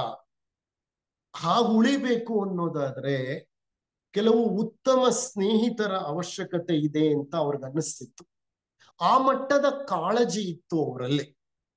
ಆದ್ರೆ ಎಲ್ಲ ಮತ್ಸರ, ತುಲನೆ ಮತ್ತು ಸ್ವಾಮ್ಯ ಆದ್ರೆ ಅವರ ಮನಸ್ಸಿಗೆ ಅನ್ನಿಸ್ತಿತ್ತು, ಉತ್ತಮ ಮಿತ್ರರು ಅಂದ್ರೆ ಯಾರು? ಎಂತಹ ಮಿತ್ರರು? ಯಾರು ಉತ್ತಮ ಮಿತ್ರರು? ಜೆ.ಕೆ. ಅವರ ಪ್ರಕಾರ ಮತ್ಸರ, ತುಲನೆ ಮತ್ತು ಸ್ವಾಮ್ಯ ಸೂಚಕತೆ ಎಲ್ಲಿ ಇರುತ್ತದೆಯೋ ಅಲ್ಲಿ ಸ್ನೇಹ ಬೆಳೆಯಲು ಸಾಧ್ಯವಿಲ್ಲ. ಅಂದ್ರೆ where there is jealousy, where there is comparison, where there is possessiveness, there cannot be A good friendship. ಉತ್ತಮ ಸ್ನೇಹ ಎಲ್ಲಿರುತ್ತೆ ಅಂದ್ರೆ ಅಲ್ಲಿ ಮತ್ಸರವಿರಬಾರದು, ತುಲನೆ ಇರಬಾರದು, ಅಲ್ಲಿ ಸ್ವಾಮ್ಯ ಸೂಚಕತೆ. ಸ್ವಾಮ್ಯ ಸೂಚಕತೆ ಅಂದ್ರೆ ಪೊಸೆಸಿವ್ನೆಸ್. ಇವನು ನನ್ನ ಮಿತ್ರ, ನನಗೆ ಮಾತ್ರ ಮಿತ್ರ ಅನ್ನುವಂತಹ, ನನಗೆ ಸೇರಿದವನು ಅನ್ನುವಂತಹ ಸ್ವಾಮಿತ್ವ ಭಾವ, ಓನರ್ಶಿಪ್ ಇರಬಾರ್ದು. ಅಲ್ಲಿ ಮಾತ್ರ ಪರಿಶುದ್ಧ ಸ್ನೇಹವಿದೆ. ಅಂತ ಸ್ನೇಹಿತರು, ಅಂತ ಮಿತ್ರರು ಈ ಸಂಸ್ಥೆಯನ್ನ ಮುಂದುವರಿಸಲು ಸಮರ್ಥರು ಅಂತ ಅವ್ರಿಗೆ ಅನ್ನಿಸ್ತಾ ಇತ್ತು. ಅಂದ್ರೆ ನೋಡಿ, ಯಾವ ವ್ಯಕ್ತಿ ಒಂದು ಹಂತದಲ್ಲಿ ಸಂಘ ಸಂಸ್ಥೆಗಳಿಂದ ಸತ್ಯವನ್ನ ಕಾಣಲು ಸಾಧ್ಯವಿಲ್ಲ ಅಂತ ಹೇಳಿದ್ರು, ಅದೇ ವ್ಯಕ್ತಿ ಒಂದು ಸಂಸ್ಥೆಯ ಅಧ್ಯಕ್ಷರೂ ಆದರೂ ಕೊನೆ ಹಂತದಲ್ಲಿ ಆ ಸಂಸ್ಥೆಯ ಬಗ್ಗೆ ಕಾಳಜಿಯನ್ನು ಹೊಂದಿದ್ರು, ಅದರ ಭವಿಷ್ಯದ ಬಗ್ಗೆ ಸ್ವಲ್ಪ ಚಿಂತನೆಯನ್ನು ನಡೆಸಿದ್ರು. ಯಾಕೋ ಇದು ವಿರೋಧಾಭಾಸ ಅನ್ಸುತ್ತೆ. ಅವ್ರು ಹೇಳಿದ್ದು ಒಂದು, ಅವ್ರು ಮಾಡಿದ್ದು ಮತ್ತೊಂದು ಅಂತ. ಆದ್ರೆ ನಮ್ಮ ಮಟ್ಟದಲ್ಲಿ ಹಾಗನ್ಸತ್ತೆ. ಇದರ ಹಿಂದೆ ಯಾವ ಒಂದು ಸತ್ಯವಿದೆಯೋ, ಯಾವ ಒಂದು ವಿಚಾರ ವಿಷಯವಿದೆಯೋ, ನಮಗದನ್ನ ವಿಶ್ಲೇಷಿಸುವ ಶಕ್ತಿಯೂ ಇಲ್ಲ, ಅದರ ಅವಶ್ಯಕತೆಯೂ ಇಲ್ಲ. ಕೆಲವು ಸಂದರ್ಭಗಳಲ್ಲಿ ಅತ್ಯಂತ ಸೂಕ್ಷ್ಮವಾದ ವಿಚಾರಗಳನ್ನ ನಾವು ವಿಪರೀತ ವಿಶ್ಲೇಷಣಾತ್ಮಕವಾಗಿ ಅರ್ಥೈಸಲು ಪ್ರಯತ್ನ ಪಡಬಾರ್ದು. ಅದನ್ನಲ್ಲಿಗೆ ಬಿಟ್ಬಿಡ್ಬೇಕು. Okay, they all are great people, they have come with a mission in their life. ಅವರೆಲ್ಲ ಮಹಾನುಭಾವರು, ಮಹಾಪುರುಷರು, ಜೀವನದಲ್ಲಿ ಒಂದು ಮಹಾ ಉದ್ದೇಶವನ್ನ ಹೊಂದಿ ಈ ಮರ್ತ್ಯಲೋಕಕ್ಕೆ ಬಂದವರು. ಆ ಉದ್ದೇಶಕ್ಕಾಗಿ ಹಗಲು ರಾತ್ರಿ ಹೋರಾಡಿದವರು. ನಾವು ಹುಲುಮಾನವರು. ನಮ್ಮ ಪ್ರಜ್ಞೆ ಇನ್ನ ಆ ಮಟ್ಟಕ್ಕೆ ಬೆಳೆದಿಲ್ಲ.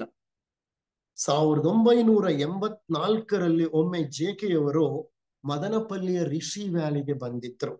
ನಾನು ಹೇಳ್ತಾ ಇರೋದೀಗ 84ರ ವಿಷಯ.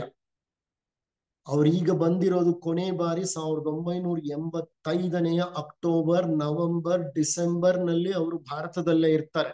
ಹೆಚ್ಚು ಕಡಿಮೆ 2 ತಿಂಗಳು ಭಾರತ ದೇಶದಲ್ಲಿ ಇರ್ತಾರೆ. ಅದು ಕೊನೆ ಭೇಟಿ ಅವರದು.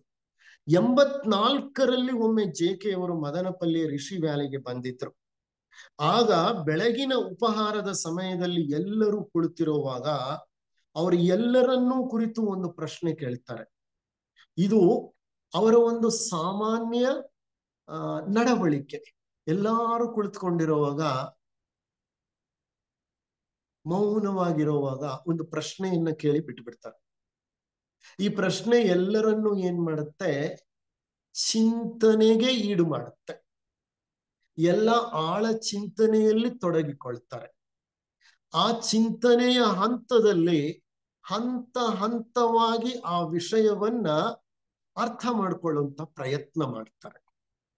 ಇದು ಅವರ ಶೈಲಿ. ಏನದು ಪ್ರಶ್ನೆ ಅಂದ್ರೆ, ಇದ್ದಕ್ಕಿದ್ದಾಗಿ ಪ್ರಶ್ನೆ ಕೇಳ್ತಾರೆ ಊಟ ಮಾಡುವಾಗ ಎಲ್ಲರಿಗೂ. ನೋಡಿ, ಅವ್ರ ಸಂಗಡಿಗರಿದ್ರು ಜೊತೆಯಲ್ಲಿ, ಅವರಿಗೆ ಈ ಪ್ರಶ್ನೆ ಕೇಳ್ತಾರೆ. ನೋಡಿ, ಈಗ ಒಂದು ದೇವತೆ ಪ್ರತ್ಯಕ್ಷವಾಗಿ ನೀವು ಈ ಸ್ಥಳದಲ್ಲಿ ನಿಮಗೆ ಏನು ಬೇಕೋ ಅದನ್ನು ನೀವು ಹೊಂದಬಲ್ಲಿರಿ ಎಂದರೆ ನೀವು ಏನನ್ನು ಕೇಳಿಕೊಳ್ಳುತ್ತೀರಿ? ಅಂದ್ರೆ ಅರ್ಥ ನೋಡಿ, ಈಗ ಒಂದು ದೇವತೆ ಇಲ್ಲಿ ಪ್ರತ್ಯಕ್ಷವಾಗುತ್ತೆ. ಆ ದೇವತೆ ನಿಮ್ಮನ್ನ ಕೇಳುತ್ತೆ, ಈ ಸ್ಥಳದಲ್ಲಿ ನಿಮ್ಗೆ ಏನು ಬೇಕೋ ಕೇಳಿ, ಅದನ್ನ ನಾನು ಕೊಡ್ತೀನಿ ಅಂತ. ಆಗ ನೀವೇನ್ ಕೇಳ್ತೀರಿ ಅಂತ. ಅಲ್ಲಿದ್ದವರಿಗೆ ಈ ದಿಢೀರನೆ ಕೇಳಿದ ಪ್ರಶ್ನೆ ಅವರಲ್ಲಿ ದಿಗ್ಭ್ರಮೆಯನ್ನ ಉಂಟು ಮಾಡುತ್ತೆ. ಉತ್ತರ ಹೇಳ್ಬೇಕಲ್ಲ. ಹಾಗಾಗಿ ಒಬ್ರು ಹೇಳ್ತಾರೆ, ನೀರು ಬೇಕು ಅಂತ ಕೇಳ್ತೇನೆ, ಕಾರಣ ಇಲ್ಲಿ ನೀರಿಗೆ ಕೊರತೆ ಇದೆ. ಇನ್ನೊಬ್ರು ಹೇಳ್ತಾರೆ, ಸಮಾಜದಲ್ಲಿ ಹೊಸ ಸಂಸ್ಕೃತಿ ಬೇಕು, ಸಂಸ್ಕೃತಿಯ ಅಧಃಪತನ ಆಗ್ಬಿಟ್ಟಿದೆ ಅಂತ. ಇನ್ನೊಬ್ರು ಹೇಳ್ತಾರೆ, ಮನಸ್ಸು ಬಹಳ ಕಲುಷಿತವಾಗಿದೆ, ಹೊಸ ಮನಸ್ಸು ಬೇಕು ಅಂತ. ಮುಂತಾದ ಉತ್ತರಗಳನ್ನ ಹಲವಾರು ಜನ ನೀಡಿದ್ರು. ಎಲ್ಲರಿಗೂ ಉತ್ತರ ಹೇಳಿದವರೆಲ್ರಿಗೂ ತಿಳಿದಿತ್ತು ಇವು ಯಾವುದು ಸಮಂಜಸವಾದ ಉತ್ತರಗಳ ಅಲ್ಲ ಅಂತ. ಆಗ JK ಅವರು ಹೇಳ್ತಾರೆ, ಅವ್ರು ಉತ್ತರ ಹೇಳಲ್ಲ, ಅವ್ರು ಸಾಮಾನ್ಯವಾಗಿ ಯಾವುದಕ್ಕೂ ನೇರವಾಗಿ ಉತ್ತರ ಹೇಳಲ್ಲ. ನೇರವಾಗಿ ಉತ್ತರ ಅವರಲ್ಲಿ ಬರೋದು ಬಹಳ ಕಷ್ಟ, ಅದನ್ನ ನಾವು ಅರ್ಥ ಮಾಡ್ಕೋಬೇಕು. ಓಕೆ, ಅವ್ರು ಏನ್ ಹೇಳ್ತಾರೆ ಅಂದ್ರೆ, ನೋಡಿ, 1926ರಲ್ಲಿ ನಾವು ಈ ರಿಷಿ ವ್ಯಾಲಿಗೆ ಬಂದಿದ್ವಿ. 26 ಯಾವಾಗ ಅಂದ್ರೆ ಬೆಸೆಂಟ್ರು ಇವರು ಒಟ್ಟಿಗೆ ಬಂದಿದ್ರು ರಿಷಿ ವ್ಯಾಲಿಗೆ. ರಿಷಿ ವ್ಯಾಲಿಯಲ್ಲಿರುವಂತಹ ಆ ಜಮೀನನ್ನ ಕೊಂಡ್ಕೊಳಕ್ ಬಂದಿದ್ರು. ಯಾರ್ಯಾರು ಬಂದಿದ್ರು? ಬೆಸೆಂಟ್ರು ಇವರು ಎಲ್ಲ. ಆಗ ನಾವೆಲ್ಲ ಇಲ್ಲಿ ಬಂದಿದ್ವಿ 1926ರಲ್ಲಿ. ಅಂದ್ರೆ ಆಗ ಇವ್ರಿಗೆ 31 ವರ್ಷ ವಯಸ್ಸು. ಆಗ ನಮ್ಮ ಆಶಯವೇನಿತ್ತೆಂದರೆ, ನಮ್ಮ ಅಂದ್ರೆ ನನ್ನ ಅಂತ ಅಲ್ಲ, ಕೃಷ್ಣಮೂರ್ತಿಯವರು, ಆನಿ ಬೆಸೆಂಟ್ರು, ಇನ್ನಿತರರು ಯಾರು ಬಂದಿದ್ರು ಅವರ ಆಶಯವೇನಿತ್ತೆಂದರೆ, ಮಾನವನ ಜ್ಞಾನೋದಯಕ್ಕೆ ಸೂಕ್ತ ಸ್ಥಳಗಳನ್ನು ನಿರ್ಮಿಸಬೇಕೆಂದು. ಮಾನವನ ಜ್ಞಾನೋದಯ, for the enlightenment of man, for the self realisation of man, ಸೂಕ್ತವಾದ ಸ್ಥಳಗಳು ಅದಾಗ್ಲಿಕ್ಕೆ, ಸಾಕ್ಷಾತ್ಕಾರವಾಗಲಿಕ್ಕೆ, ಸತ್ಯ ಸಾಕ್ಷಾತ್ಕಾರವಾಗಲಿಕ್ಕೆ ಸೂಕ್ತವಾದ ಸ್ಥಳಗಳನ್ನ ನಾವು ಹುಡುಕಿ ನಿರ್ಮಿಸಬೇಕೆಂದು. ಅಂದ್ರೆ ಅರ್ಥ ಏನು ನಾವು ತಿಳ್ಕೋಬೇಕು. ದೇವತೆ ವರ ಕೇಳಿದ್ರೆ ಎಂತ ವರ ಕೇಳಬೇಕು? ಈ ಸ್ಥಳ ಸತ್ಯ ಸಾಕ್ಷಾತ್ಕಾರಕ್ಕೆ ಸೂಕ್ತವಾದ ಸ್ಥಳವಾಗುವಂತಹ ವರವನ್ನ ನೀಡು ಅಂತ. ಅದು ಬಿಟ್ಟು ನಾವೇನ್ ಕೇಳ್ತಾ ಇದೀವಿ?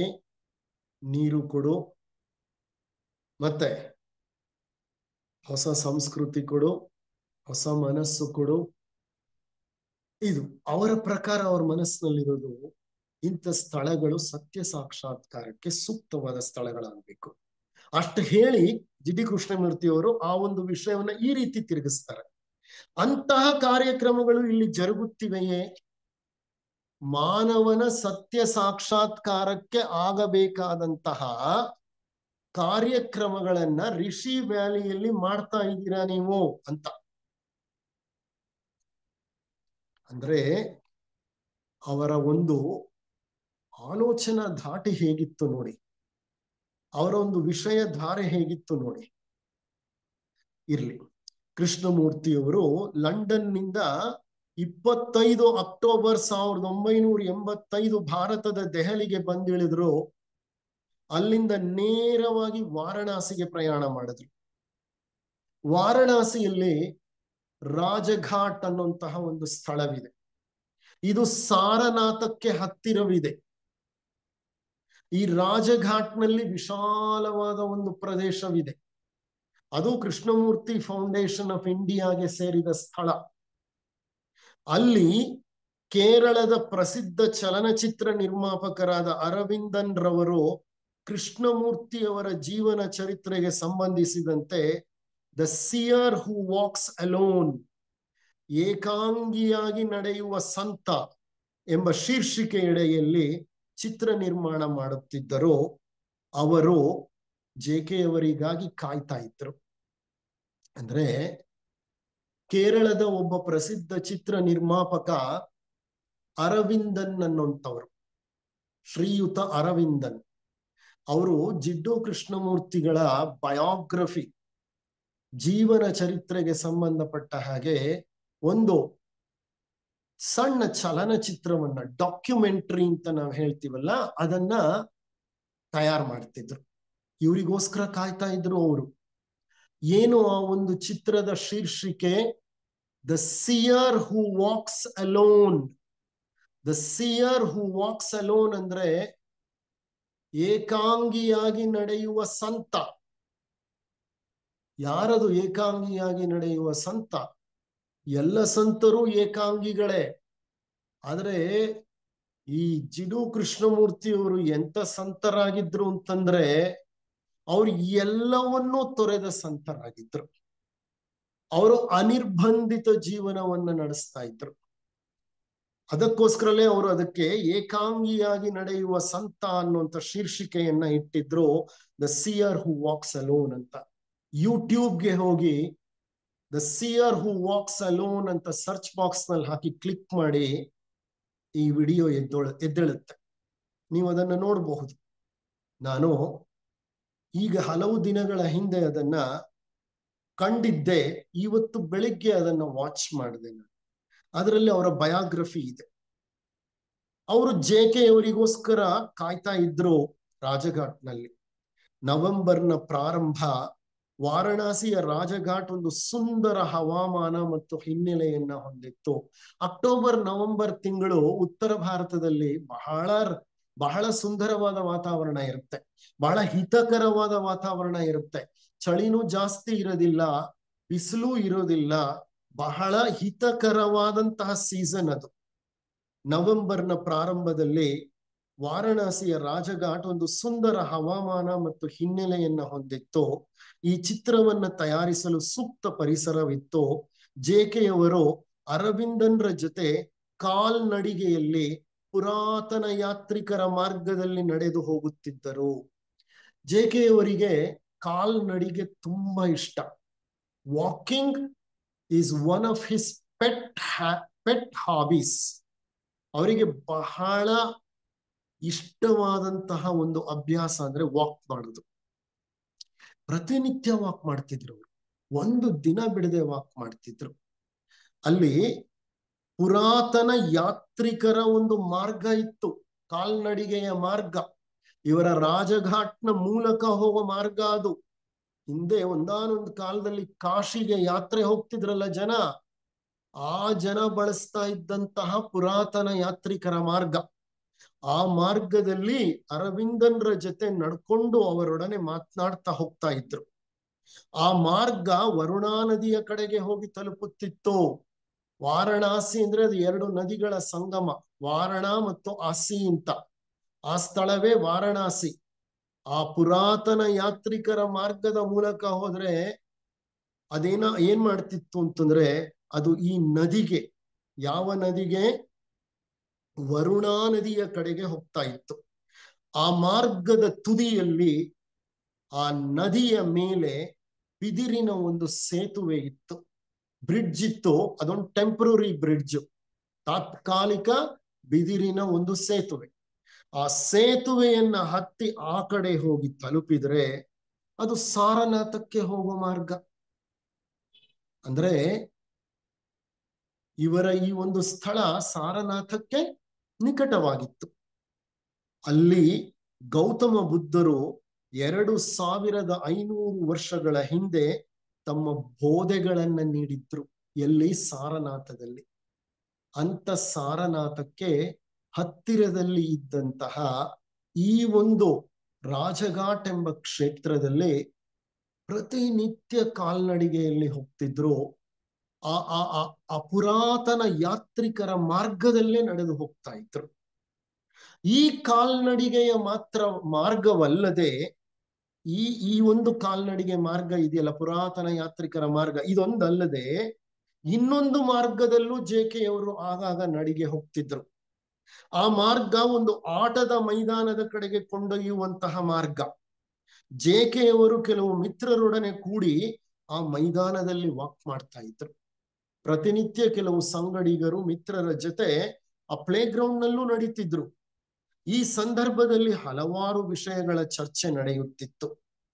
ಇದಲ್ಲದೆ ಆಗ ಆ ಹಂತದಲ್ಲಿ ಕೊನೆ ಬಾರಿ ಅವರು ಬಂದಿದ್ರಲ್ಲ ಇಂಡಿಯಾಗೆ, ಆ ಹಂತದಲ್ಲಿ ಅವರ ಕಾಳಜಿಯ ವಿಷಯ ಏನಿತ್ತಂದ್ರೆ, ಅವರ ಮನಸ್ಸಿನಲ್ಲಿ ಇದ್ದಂತ ವಿಷಯ ಏನಂದ್ರೆ, ಸ್ಥಾಪಿಸಲ್ಪಟ್ಟಿರುವಂತಹ ಹಲವಾರು ಸಂಸ್ಥೆಗಳು ಮುಂದೆ ಏನಾಗುತ್ತವೆ, ಆ ಸಂಸ್ಥೆಗಳನ್ನ ಒಟ್ಟಾಗಿ ಸೇರಿಸಿ ಸಂಯೋಗದಲ್ಲಿ ಇಟ್ಟುಕೊಳ್ಳುವ ಒಬ್ಬ ವ್ಯಕ್ತಿ ಇಲ್ಲದೆ ಚದುರಿ ಹೋಗುತ್ತವೆಯೇ, ಫೌಂಡೇಶನ್ನ ಭವಿಷ್ಯವೇನು?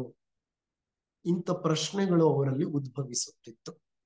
ಈ ಮಾರ್ಗದ ನಡಿಗೆ ಮುಗಿಸಿ ಹಿಂತಿರುಗುವ ಹಂತದಲ್ಲಿ ಒಂದು ಮೆಟ್ಟಿಲುಗಳಿಂದ ಕೂಡಿದ ಸಂಗತಿ ಇತ್ತು, ಮೆಟ್ಟಿಲುಗಳಿಂದ ಆದ ಒಂದು ಸ್ಥಳವಿತ್ತು. ಈ ಆಟದ ಮೈದಾನದಲ್ಲಿ ನಡಿಗೆಯನ್ನ ಮುಗಿಸಿ ಹಿಂತಿರುಗಿ ಬಂದಾಗ ಒಂದು ಜಾಗದಲ್ಲಿ ಮೆಟ್ಟಿಲುಗಳಿತ್ತು, ಅದನ್ನ ಹತ್ತಿ ಮೇಲ್ ಬರಬೇಕು. ಆದ್ರೆ ಆ ಮೆಟ್ಟಿಲುಗಳನ್ನ ಹತ್ತಲಿಕ್ಕೆ ಜೆಕೆಯವರು ಬಹಳ ಪ್ರಯಾಸ ಪಡ್ತಿದ್ರು. ಯಾಕೆಂದ್ರೆ ವಯಸ್ಸಾಗ್ಬಿಟ್ಟಿದೆ, ಅವರಿಗೆ ರೋಗ ಬಂದ್ಬಿಟ್ಟಿದೆ, ಕಾಯಿಲೆ ಬಂದ್ಬಿಟ್ಟಿದೆ, ಕ್ಯಾನ್ಸರ್ ಕಾಯಿಲೆ ಒಳಗೆ ಅವರನ್ನ ಬಾಧಿಸುತ್ತಿದೆ. ಅವರಿಗೆ ಗೊತ್ತಿಲ್ಲ ಕ್ಯಾನ್ಸರ್ ಇದೆ ಅಂತ, ಇನ್ನ ಡಿಟೆಕ್ಟ್ ಆಗಿರಲಿಲ್ಲ. ಆದ್ರೆ ಆರೋಗ್ಯ ಕ್ಷೀಣಿಸುತ್ತಿತ್ತು, ವೃದ್ಧಾಪ್ಯದ ಹೊಸ್ತಿಲನ್ನ ತಲುಪಿದ್ರು. ಶರೀರ ಮೊದಲಿನಂತೆ ಶಕ್ತಿಯನ್ನ ಹೊಂದಿರಲಿಲ್ಲ, ದೌರ್ಬಲ್ಯಕ್ಕೆ ಈಡಾಗಿತ್ತು. ಕ್ಯಾನ್ಸರ್ ಇದ್ರೂನು ಅವ್ರಿಗೆ ಕ್ಯಾನ್ಸರ್ ಇದೆ ಅನ್ನೋದು ಅವರಿಗಾಗ್ಲಿ ಇತರರಿಗಾಗ್ಲಿ ಯಾರಿಗೂ ಗೊತ್ತಿಲ್ಲ. ಆದ್ರೆ ಒಂದು ವಿಷಯ ನಿಶ್ಚಿತವಾಗಿತ್ತು, ಇವರ ಶಕ್ತಿ ಕ್ಷೀಣಿಸುತ್ತಿದೆ, ಇವರ ಆರೋಗ್ಯ ಕ್ಷೀಣಿಸುತ್ತಿದೆ ಅಂತ. ಆ ಮೆಟ್ಟಿಲುಗಳನ್ನ ಹತ್ತೋದಕ್ಕೆ ಬಹಳ ಕಷ್ಟಪಡ್ತಿದ್ರು. ಜೊತೆಯಲ್ಲಿರುವವರಿಗೆ ಕೆಳಗೆ ಬೀಳದೆ ಈ ಮೆಟ್ಟಿಲುಗಳನ್ನ ಇವರು ಹತ್ತುತ್ತಾರೆಯೇ ಎಂಬ ಅನುಮಾನ ಉಂಟಾಗ್ತಿತ್ತು. ಪ್ರತಿನಿತ್ಯ ಆ ಮೆಟ್ಟಿಲುಗಳು ಹತ್ತುವಾಗ ಬೀಳದೆ ಹತ್ತಕ್ಕಾಗತ್ತಾ ಇವ್ರಿಗೆ, ದಿನ ಪ್ರಯಾಸ ಪಡ್ತಿದಾರಲ್ಲ ಅನ್ನೋ ಅನುಮಾನ ಬರ್ತಿತ್ತು.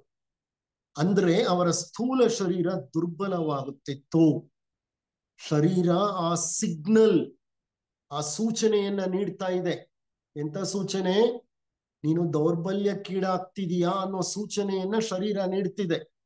Body has A language of its own, it speaks in its own language. ಶರೀರ ಮಾತಾಡಲ್ಲ. ಶರೀರ ಸಿಲುಕಿಕೊಳ್ಳುವ ಸಮಸ್ಯೆಗಳನ್ನ ಕಂಡಾಗ ಶರೀರದಲ್ಲಿ ಏನಾಗ್ತಿದೆ ಅನ್ನೋದು ನಮ್ಗೆ ಅರ್ಥ ಆಗ್ಬೇಕು. The body start speaking A language of its own ಅಂತ ನಾವು ಹೇಳ್ತೀವಿ. ಆದ್ರೆ ಜೆಕೆಯವರು ಜೊತೆಗಾರರಿಗೆ ಹೀಗೆ ಹೇಳ್ತಾ ಇದ್ರು. ಒಮ್ಮೆ ಹೀಗೆ ಇನ್ನೇನ್ ಬಿದ್ದು ಹೋಗ್ತಾರೆ ಮೆಟ್ಲು ಹತ್ತೋವಾಗ ಅನ್ನೋವಾಗ ಒಬ್ಬ ಅವರ ಜೊತೆ ಇದ್ದಂತ ಒಂದು ಹೆಣ್ಣು ಕೈ ಕೊಡ್ತಾಳೆ. ಆ ಕೈಯನ್ನ ಹಿಡ್ಕೊಂಡು ಮೇಲ್ ನಿಂತ್ಕೋತಾರೆ. ಆಗ ಅವ್ರು ಹೇಳ್ತಾರೆ, ನಾನು ಎಂದಿಗೂ ಯಾರ ಮೇಲೂ ಅವಲಂಬಿಸದೇ ಇರಲು ಇಷ್ಟಪಡುತ್ತೇನೆ. ಅಂದ್ರೆ ನಾನು ಎಂದಿಗೂ ಯಾರ ಮೇಲೂ ಅವಲಂಬಿಸಿ ಇರಲು ಇಷ್ಟಪಡುವುದಿಲ್ಲ. ಅಂದ್ರೆ ಎಲ್ರೂ ಇದನ್ನೇ ಅಲ್ವಾ ಬಯಸೋದು. ಅನಾಯಾಸೇನ ಮರಣಂ ವಿನಾದೈನ್ಯೇನ ಜೀವನಂ ದೇಹಾಂತರೇ ತವ ಸಾನ್ನಿಧ್ಯಂ ಪಾಹಿಮಾಂ ಪರಮೇಶ್ವರಂ. ಇದನ್ನೇ ನಾವು ಬೇಡ್ಕೊಳ್ಳೋದು ವಯಸ್ಸಾಗ್ತಾ ಆಗ್ತಾ. ಅಪ್ಪ, ಅನಾಯಾಸೇನ ಮರಣ, ಆಯಾಸವಿಲ್ಲದೆ ಮರಣ, ಇನ್ನೊಬ್ಬರನ್ನ ಅವಲಂಬಿಸದೆ ಬರೋ ಮರಣ. ವಿನಾ ದೈನ್ಯೇನ ಜೀವನಂ, ಯಾರನ್ನು ಬೇಡ್ಕೊಂಡು ದೈನ್ಯದಿಂದ ಜೀವನ ಮಾಡುವಂಥದ್ದು ಬೇಡ. ದೇಹಾಂತರೇ, ಈ ಶರೀರವನ್ನ ಬಿಟ್ಟ ಮೇಲೆ ತವ ಸಾನ್ನಿಧ್ಯಂ, ಹೇ ಪರಮೇಶ್ವರ ನಿನ್ನ ಸಾನ್ನಿಧ್ಯಕ್ಕೆ ಬರಲಿಕ್ಕೆ ನಾನು ಕೇಳಿಕೊಳ್ತೇನೆ. ಇದನ್ನೇ ನಾವು ಕೇಳೋದು ವಯಸ್ಸಾಗ್ತಾ ಆಗ್ತಾ. ಇವರು ಹಾಗೆ ಏನ್ ಹೇಳಿದ್ರು, ನಾನು ಎಂದಿಗೂ ಯಾರ ಮೇಲೂ ಅವಲಂಬಿಸಿ ಇರಲು ಇಷ್ಟಪಡೋದಿಲ್ಲ ತಾಯಿ ಅಂತ ಆಕೆ ಕೈ ಹಿಡಿದು ನಿಂತ್ಕೊಂಡು ಹೇಳ್ತಾರೆ. ಅಂದ್ರೆ ಇತರರನ್ನ ಅವಲಂಬಿಸಿ ಬದುಕೋದು ಸಾಮಾನ್ಯವಾಗಿ ಯಾರಿಗೂ ಇಷ್ಟ ಆಗಲ್ಲ.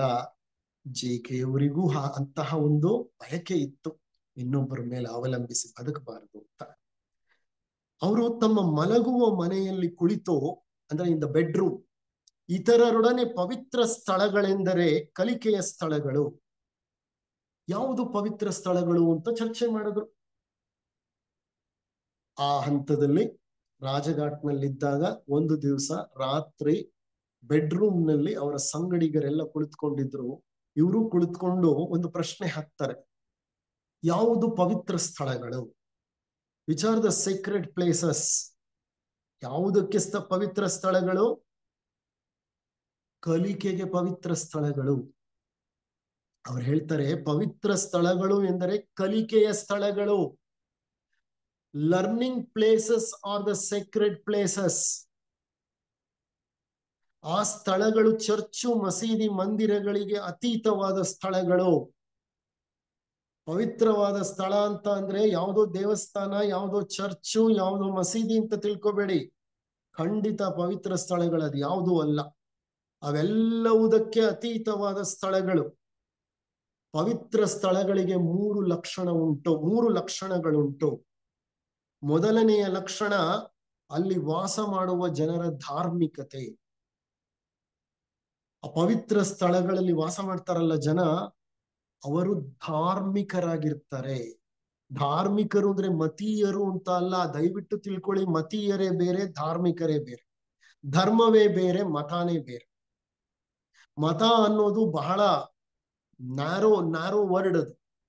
ಆದ್ರೆ ಧರ್ಮ ಅನ್ನೋದು ಬಹಳ ವಿಶಾಲವಾದಂತ ಪದ. ಧರ್ಮ ಅಂದ್ರೆ ಏನು? ಎಲ್ಲರನ್ನೂ ಒಟ್ಟಾಗಿ ಸೇರಿಸೋದು ಧರ್ಮ. ಮತ ಏನ್ ಮಾಡ್ಬಿಟ್ಟಿದೆ? ಎಲ್ಲರನ್ನೂ ಹೊಡೆದಾಕ್ಬಿಟ್ಟಿದೆ. ಈಗ ಧರ್ಮ ಅನ್ನೋದು ಎಲ್ಲರನ್ನೂ ಸೇರಿಸುತ್ತೆ. ಅದೇ ಧರ್ಮದ ಅರ್ಥ. ರಿಲಿಜನ್ ಅನ್ನುವಂತಹ ಆಂಗ್ಲ ಪದದ ಅರ್ಥ ಏನು ಅಂತಂದ್ರೆ ರೀಲೈಗೇರ್ ಅಂತ. ರೀಲೈಗೇರ್, ರೀ ಅಂದ್ರೆ ಪುನಃ, ಲೈಗೇರ್ ಅಂದ್ರೆ ಜೋಡಿಸು ಅಂತ. ಅಂದ್ರೆ ಪುನಃ ಜೋಡಿಸು ಅನ್ನೋದು ರಿಲಿಜನ್ ಅರ್ಥ. ಧರ್ಮ ಪುನಃ ಎಲ್ಲ ವ್ಯಕ್ತಿಗಳನ್ನು ಜೋಡಿಸ್ಬೇಕು, ಜೋಡಿಸೋದು ಧರ್ಮ.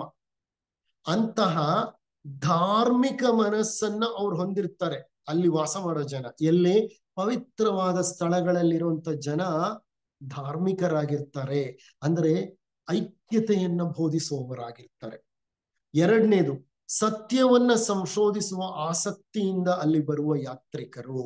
ಆ ಸ್ಥಳದಲ್ಲಿ ಎಂತಹ ವ್ಯಕ್ತಿಗಳು ಬರ್ತಾರೆ ಅಂದ್ರೆ ಸತ್ಯ ಸಂಶೋಧನೆಗಾಗಿ ಬರ್ತಾರೆ. ಏನೋ ತಮ್ಮ ಬಯಕೆಗಳನ್ನ, ಕೊರತೆಗಳನ್ನ ನೀಗಿಸಿಕೊಳ್ಳಲಿಕ್ಕೆ ಅಹವಾಲುಗಳನ್ನು ಹಾಕುವಂತ ಜನ ಬರೋದಿಲ್ಲ. ಈ ಮಂದಿರಗಳಿಗೆ, ಮಸೀದಿಗಳಿಗೆ, ಇಗರ್ಜಿಗಳಿಗೆ ಹೋಗೋ ಜನ ಅಪೀಲ್ಗಳನ್ನ ತಗೊಂಡು ಹೋಗ್ತಾರೆ. ದೇವರ ಮುಂದೆ ನನಗೆ ಅದಾಗ್ಬೇಕು, ಇದಾಗ್ಬೇಕು, ಇದನ್ನ ಕೊಡು, ಅದನ್ನ ಕೊಡು ಕೇಳ್ಕೊಳ್ಳಿಕ್ಕೆ ಹೋಗ್ತಾರೆ. ಹಾಗಲ್ಲ. ಅಂತ ಸ್ಥಳಗಳು ಪವಿತ್ರ ಸ್ಥಳಗಳಲ್ಲ ಅನ್ನೋದು ಈ ಒಂದು ವಿಷಯದಲ್ಲಿ ಸೂಚ್ಯವಾಗಿ ನಮ್ಗೆ ಅರ್ಥ ಆಗ್ಬೇಕು. ಯಾವುದು ಪವಿತ್ರ ಸ್ಥಳ ಅಂದ್ರೆ ಸತ್ಯ ಸಂಶೋಧನೆಗಾಗಿ ಬರುವಂತಹ ಯಾತ್ರಿಕರು ಇರುವ ಸ್ಥಳ. ಅವ್ರು ಬರೋದು ಒಂದೇ ಉದ್ದೇಶಕ್ಕಲ್ಲಿ. ಯಾವ ಉದ್ದೇಶಕ್ಕೆ? ಸತ್ಯವನ್ನ ಪರಿಚಯಿಸಿಕೊಳ್ಳಲಿಕ್ಕೆ. ನೋಡಿ, ಎಷ್ಟು ಉತ್ತಮವಾದ, ಎಷ್ಟು ಎತ್ತರವಾದ ವಿಷಯಗಳು ಇದು. ಮೊದಲನೇದು, ಪವಿತ್ರವಾದ ಸ್ಥಳ ಯಾವುದು ಅಂತಂದ್ರೆ ಅಲ್ಲಿ ವಾಸ ಮಾಡೋ ಜನರ ಧಾರ್ಮಿಕತೆ. ಅವರು ಧರ್ಮನಿಷ್ಠರಾಗಿರ್ತಾರೆ, ಎಲ್ಲವನ್ನೂ ಒಟ್ಟಿಗೆ ಸೇರಿಸೋರಾಗಿರ್ತಾರೆ. ಎರಡನೇದು, ಅಲ್ಲಿ ಬರುವಂತ ಜನ ಸತ್ಯವನ್ನ ಸಂಶೋಧಿಸುವ ಆಸಕ್ತಿಯಿಂದ ಬಂದಿರ್ತಾರೆ. ಮೂರನೇದು, ಜೀವನವನ್ನ ಪೋಷಿಸುವ ಆ ಸ್ಥಳದ ಸಾಮರ್ಥ್ಯ. ಯಾವ ಸ್ಥಳ ಜೀವನವನ್ನ ಪೋಷಿಸುತ್ತದೆಯೋ, ಅಂದ್ರೆ ಯಾವ ಸ್ಥಳದಲ್ಲಿ ಅರಿಷಡ್ವರ್ಗಗಳು ಇರೋದಿಲ್ವೋ ಆ ಸ್ಥಳ ಜೀವನವನ್ನ ಪೋಷಿಸುತ್ತೆ. ಅಂತ ಸ್ಥಳ ಪವಿತ್ರವಾದ ಸ್ಥಳ ಅಂತ ಸೇಕ್ರೆಡ್ ಪ್ಲೇಸ್ ಅನ್ನೋದಕ್ಕೆ 3 ಮುಖ್ಯ ಲಕ್ಷಣಗಳನ್ನ ಅವ್ರು ನೀಡ್ತಾರೆ. ಈ 3 ಲಕ್ಷಣಗಳನ್ನ ನಾವು ಮುಂದೆ ಹಿಡ್ಕೊಂಡಿದ್ದೇ ಆದ್ರೆ ನಾವು ಭೇಟಿ ಕೊಡೋ ಎಷ್ಟೋ ಸ್ಥಳಗಳಲ್ಲಿ ಆ ಪಾವಿತ್ರತೆಯೇ ಇಲ್ಲ ಅನ್ನೋದು ನಮ್ಗೆ ಅರ್ಥ ಆಗುತ್ತೆ. ನೋಡಿ, JK ಅವರ ಸಿದ್ಧಾಂತ ನೇರ ಸಿದ್ಧಾಂತ.